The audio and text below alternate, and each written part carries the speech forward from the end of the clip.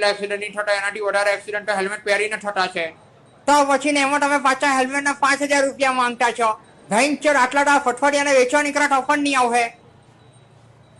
150 રૂપિયા દેગા મેં લેના હે તો લે. 150 હું થવાનું લા મારું. હા તો ચાલ ભડવા લેમ્બોર્ગિની ના શોરૂમમાં ચાલ, તને લેમ્બોર્ગિની અપાઉં. 150 હું થાય તે. 150 તારી આખી જિંદગી નીકળી જશે. તમને વધારે રૂપિયા જોઈએ છે ને, તમે એક કામ કરો, તમે પબજી રમતા જાઓ. રમીએ જ ને લા, એમાં પણ કઈ પૂછવાની વાત છે? તો એક કામ કરજો, બેટલ વિલેજ કરીને કેપ છે. કયું ગામ?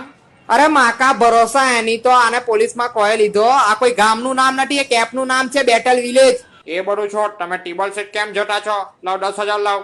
તો હવે ભેંચ ચલ, અમે ખાલી એક જણ માટે અલગથી ગાડી લઈને નીકળીએ.